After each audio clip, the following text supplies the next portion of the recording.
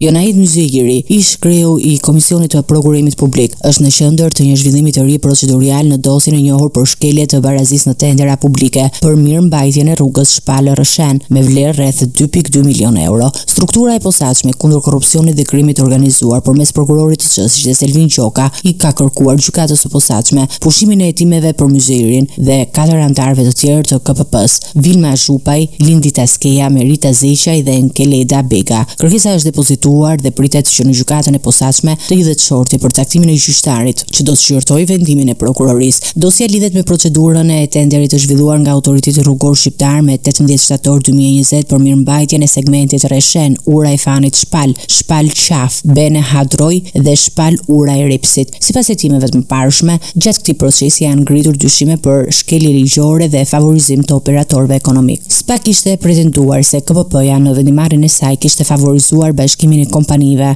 AE Komunella dhe Drini, të cilat rezultuan fituese të tenderit, ndërsa dyshoi përdorimi I dokumentacionit pa rregullt. Në të njëjtin proces, një tjetër operator, Kthedha, ishte skualifikuar me argumentin se oferta e tij ishte më ulët dhe me risk të lartë për mos përmbushje të kontratës. Në tetor të vitit 2025, gjykata e posaçme kishte hiqur masën e pezullimit nga detyra për Myzyrin, duke e lënë atë vetëm me detyrën paraqitje, ndërsa hetimet vijuan deri në këtë fazë të re, ku prokuroria kërkon pushimin e çështjes për një pjesë të pandehurve. Megjithatë, ndonse disa prej tyre kërkohet pushimi I hetimeve, procedurat nuk janë mbyllur për të gjithë të përfshirit në dosje. Për disa persona të tjerë të hetuar, procesi penal pritet të vijojë, ndërsa gjykata e posaçme do të ketë fjalën përfundimtare mbi kërkesën e SPA-kut.